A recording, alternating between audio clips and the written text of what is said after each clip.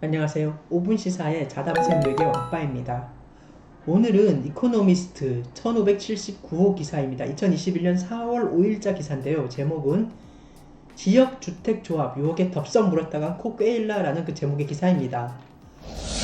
가파르게 치솟는 아파트 가격에 내 집 마련은 하늘의 별 따기가 되어가고 있는데요. 그러다 보니 지역주택조합 사업에 대한 관심도 자연히 늘어나는 추세입니다.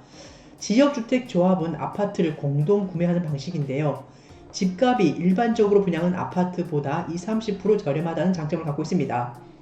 게다가 지역주택조합은 대부분 상업용지나 단독주택 같은 저층 건물들이 밀집한 주거지를 매입해 아파트를 세우는 경우가 많아 입지적으로도 매우 우수한 편입니다. 요즘처럼 주택 수요가 몰려 청약 경쟁률이 극심한 때에 청약 경쟁을 하지 않고도 내 집을 마련할 수 있는 한 방법이기도 한데요. 지역주택조합의 주택시장에 관심이 몰리는 이유가 여기 있기 때문입니다. 최근에 지역주택조합 사업에 성공한 사례도 속속 등장하고 있는데요. 올 2월에 입주를 시작한 상도역 롯데캐슬파크엘은 전체 950가구 규모의 지역주택조합 아파트인데요. 이 가운데 절반 정도인 474가구 정도가 일반 분양으로 인기리에 팔려 성공적인 지역주택조합 사례를 꼽히고 있습니다. 이 밖에도 2019년 11월 경기도 수원시에서 분양한 수원 하늘채 더퍼스트와 울산 남구에 공급한 문수대로 공원 에일리들도 지역주택조합 사업 방식을 통해 성공적으로 분양에 인기를 끌고 있습니다. 하지만 부동산을 잘 아는 사람이라도 지역주택조합을 어렵고 사업기간도 오래 걸리고 또한 위험 부담도 크기 때문에 철저하게 따져보고 준비해야 한다라고 하고 있는데요. 지역주택조합은 사업을 원만하게 마무리하는 조합도 있습니다. 하지만 일부 조합들은 편법 홍보라든가 과도한 추가 분담금 요구 그리고 조합의 내부 비리 등으로 가입자들에게 손해를 끼치는 경우가 적지 않다라고 합니다. 이 때문에 조합원이 되면 스스로 헤쳐나가야 할 난관이 많은데요. 이는 지역주택조합이 사업 진행 순서만 파악해도 짐작할 수 있는 부분입니다. 지역주택조합은 조합원끼리 돈을 걷어서 남의 땅에 아파트를 올리는 방식인데요. 즉 조합원들이 토지 주인을 설득해 토지를 사들이고 조합원이 모은 돈으로 아파트를 준공시키는 방식입니다. 지역주택조합은 조합원 모집도 쉽지가 않지만 땅 주인을 설득시키는 일은 더 어렵다라고 합니다. 땅 주인을 설득해 토지를 매입했다라고 하더라도 또한 건축허가를 받는 과정에서 아파트 규모가 축소될 수가 있는데요. 심지어 아파트의 종 변경이 불가나 환경적인 문제로 아파트 준공이 굉장히 어려운 경우도 많이 있다라고 합니다. 이렇게 아파트 규모가 줄어든다면 기존에 있던 조합원을 쫓아내야만 하는 그 상황도 맞닥뜨리게 되는데요. 남은 조합원들은 나간 사람들이 갖고 나간 그 계약금을 다시 분담해야 해 비용의 그 추가적인 부담을 짊어질 수밖에 없습니다. 이 과정에서 조합원들 간의 갈등이 커지고 이로 인해 민형사상의 소송까지로 이어진다라고 합니다.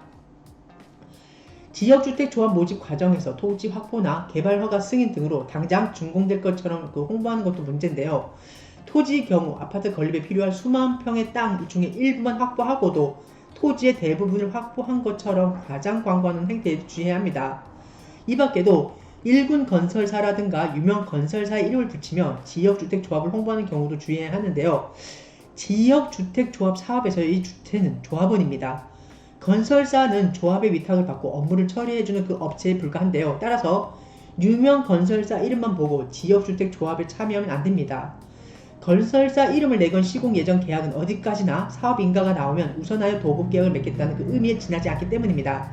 이는 건설사가 조합원 모집에 일조하기 위해 브랜드를 단지 빌려주는 것 뿐입니다. 건설사 입장에서는 일거리를 확보할 수 있는 예비 수주를 마다할 이유가 없으며 지역주택조합 사업에 대한 책임도 없기 때문입니다.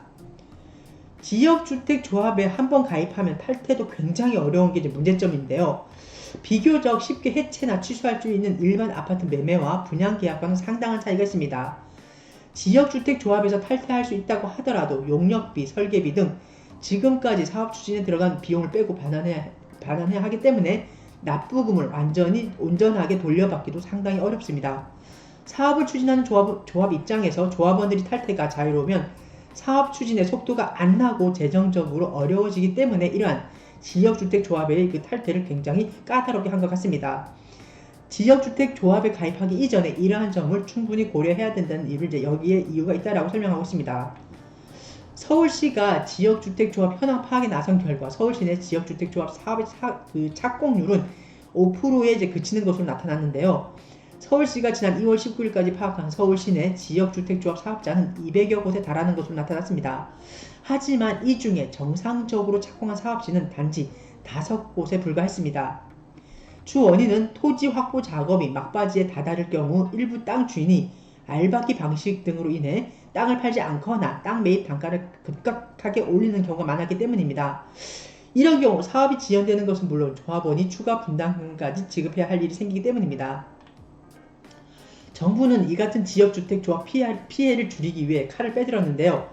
지난해 7월 주택법 시행 개정안에 따르면 조합 업무 대행자 자격 요건을 현재 자본금 기준 5억 원에서 10억 원으로 상향 조정했고요.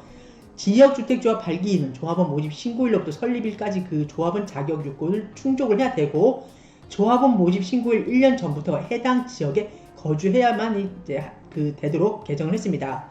이 이외에도 지역주택조합을 설립하려면 15% 이상의 토지를 소유해야 하고 조합원을 모집할 때는 토지 사용권의 50%를 확보해야 합니다. 하지만 토지 사용권인 경우 실제 토지를 매입하지 않는 상태에서 지역주택조합을 설립해 아파트를 짓는 계획에 동의해달라는 그 가계약을 맺는 것이지 실제 조합 소유 땅이 된 것이 아니므로 문제가 생길 소지가 다분합니다. 개정된 주택법을 대형 건설사와 계약한 것처럼 보이는 허위 광고도 금지했으며 지역주택조합 사업이 장기화될 경우 조기에 사업을 종결하거나 조합을 해산하는 것도 가능하도록 만들었습니다. 내 집 마련을 꿈꾸는 사람들에게 주변 시세보다 저렴한 아파트를 이제 적은 비용으로 매입할 수 있는 그 지역주택조합 사업은 상당히 매력적인데요. 하지만 예상치 못한 변수들로 피해자가 많이 발생하므로 지역주택조합 사업의 안정장치 설치와 제도 개선에 정부의 관심이 절실합니다.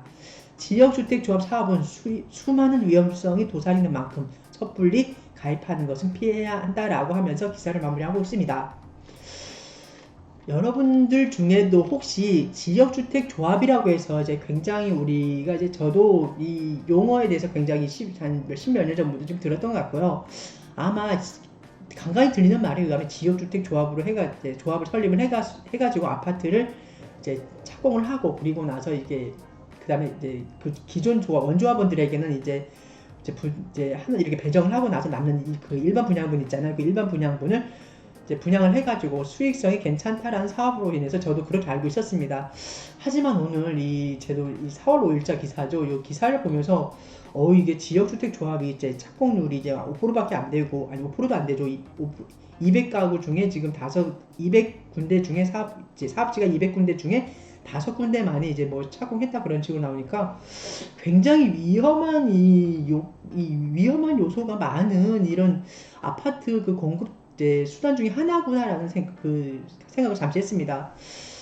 요즘 굉장히 우리 주위에서도 보면 부동산 가격이 급등을 했잖아요. 그러다 보니까 제 주위에서도 그런 이제 부동산 가격이 이제 순식간에 그렇게 급등하는 그런 요인들 때문에 이제 굉장히 조급하시는 분들이 많이 계시더라고요. 그래서 본인이 사시는 그 괜찮은 집도 소유하고 계신데 그 이외에 뭐 이런 오피스텔 투자라든가 뭐 그 외에 땅 투자라든가 그 다음에 간혹 굉장히 이제 고율의 취득세율 부담으로 인해서도 이제 아파트를 이제 투자하시는 그런 분들이 많이 계신데 저는 오늘 이 기사를 보면서 우리가 지금 이 시점에서 지금의 우리 이런 조급한 마음을 잠깐 멈춰서서 지금 이 현실을 좀 관망을 하는 그런 자세가 좀 필요하지 않을까라는 생각을 잠시 해봤습니다.